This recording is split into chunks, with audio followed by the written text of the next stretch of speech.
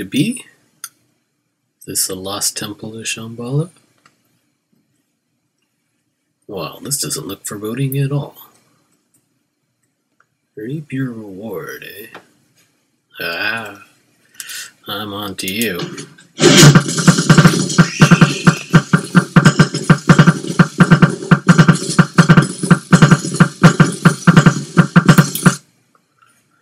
Well, forget that temple. Let's try this one. Yeah, this one looks much more friendly. Ooh, check out that.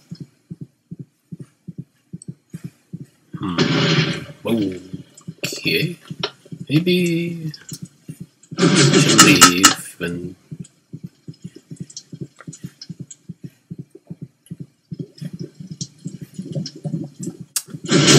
this is just great.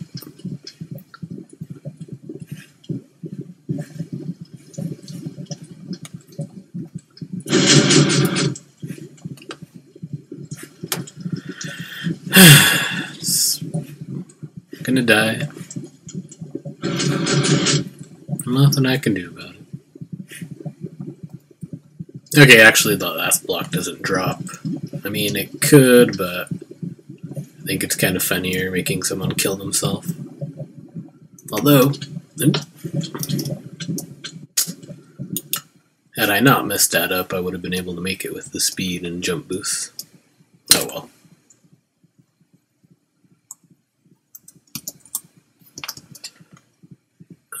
Let's stop that. Should probably turn off these dispensers as well.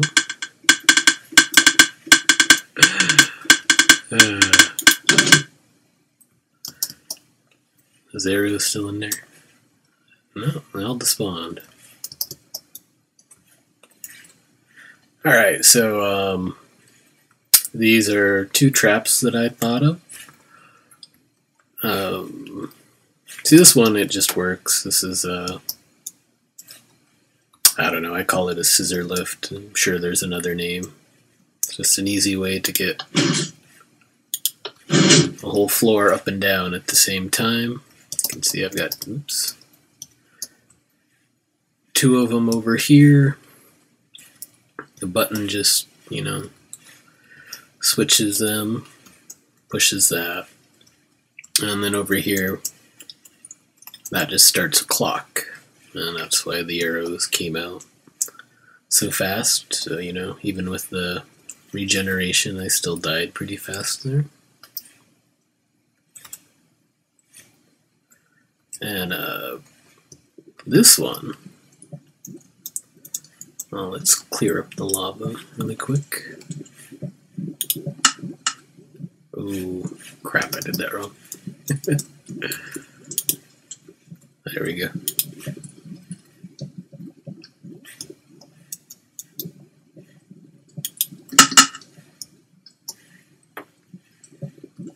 I just messed that up completely. No, seems okay. This one's a bit more complicated in the way it works. It's got this gate here, and this just does the heartbeat.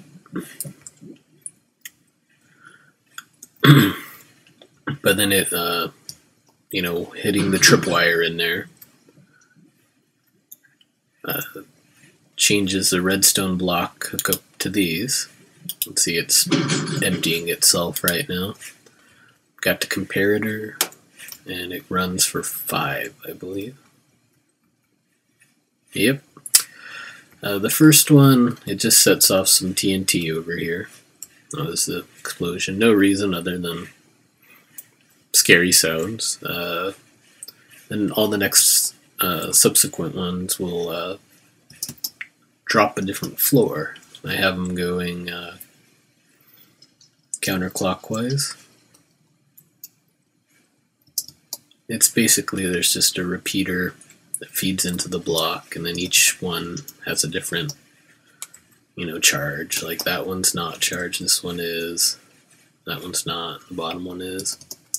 Then you could drop down one more if you really wanted to make that middle block drop, but you know, I just kind of enjoy making them suffer.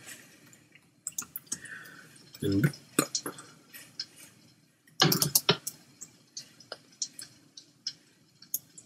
it's kind of fun watching the floors drop.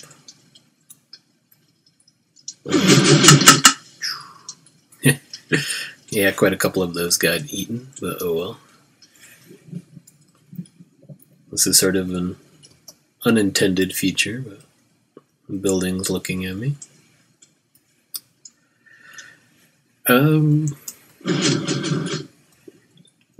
yeah, I don't know. I really don't think these are the most complicated. This one's definitely more resource intensive with all the repeaters that you need.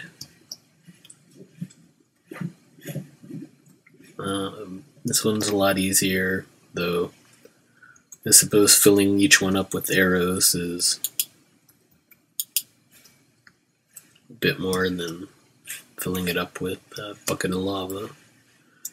Originally, I was building an adventure map, and I wanted turrets to come up out of the ground, but you can't move a dispenser, so I had the idea of the floor dropping around to turrets.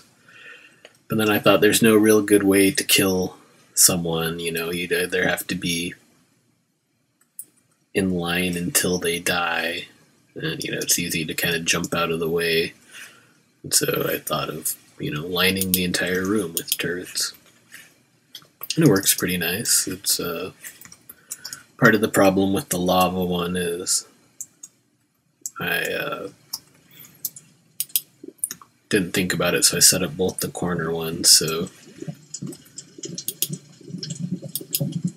well, neither of them have buckets now, so that's great. But yeah, it's one would, you know, suck up the lava, and the other one would just pop out the bucket. Yeah, this one's, oops. These gates are something I just kind of discovered recently, actually. I couldn't think of a good way to change, you know, have a button affect, I don't know what you'd call it, a steady pulse, or just, you know, or not even a pulse, just, you know, a direct current. And thanks to discovering those, it's my potato farm here operates now on the push of a single button. The redstone got a bit away from me here, as you can see, but they changed the comparator, so I had to update it anyway. It's for a while they actually took this out. Like for a while you just get one, but now you can get 3 with the stone button. I believe it's 5 with the wood. Yep. But it still doesn't work, you know, for planting things. So you just get it once, maybe twice, because there is a weird bug here. Updates every time there's a redstone change around it. Could possibly use that as a bud detector, I don't know. Alright, well, yeah, it's a block update detector, you know.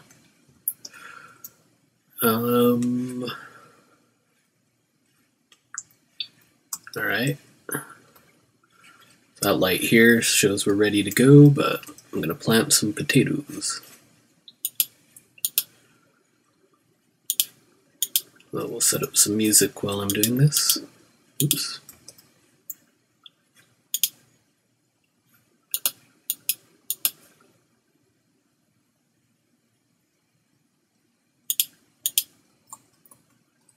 Alright.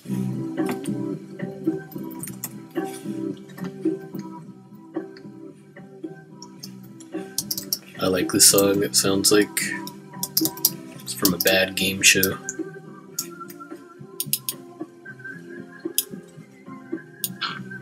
Oh. Well, I guess that's why these are there.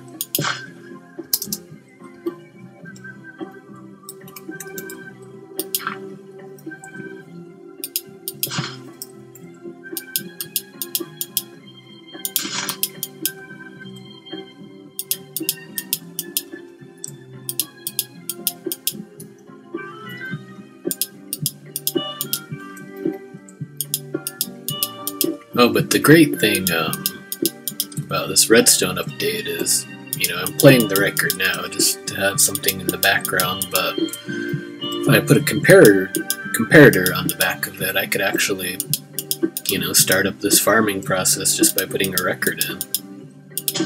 So that's pretty neat.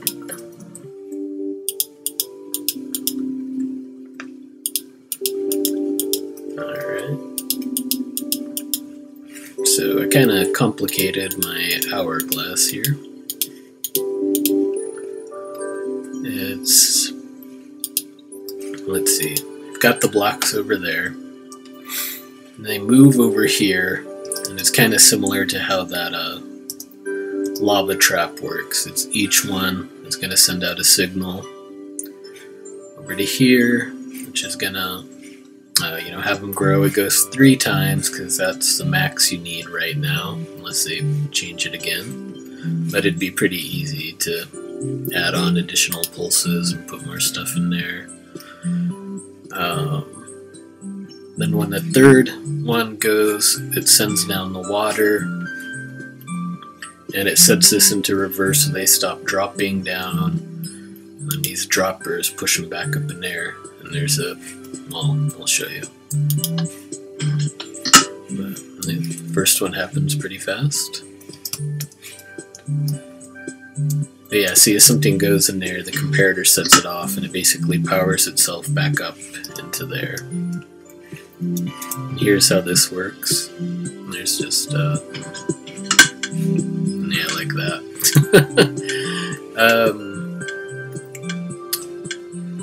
This one over here is the timer for how long the water runs. That clicking is just this thing resetting over here. Oops. But I'm already full on potatoes. But more potatoes never hurt.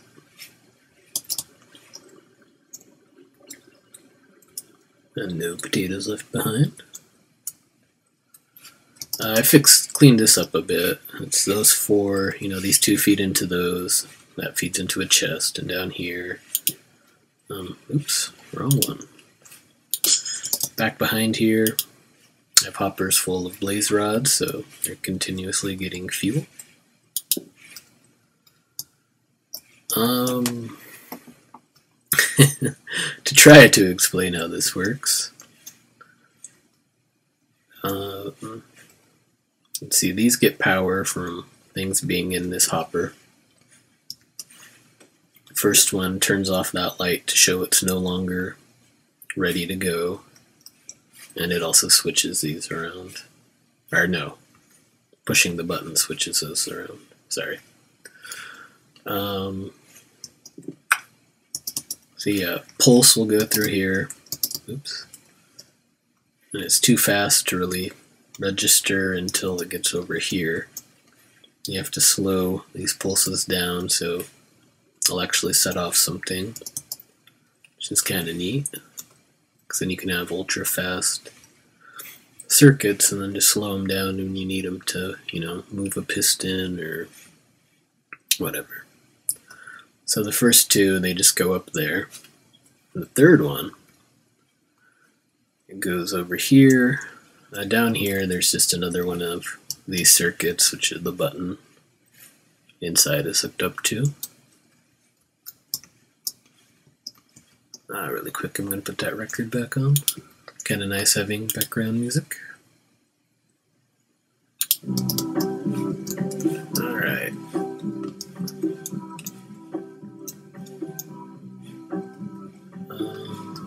Where was I? And it goes here, turns the water on.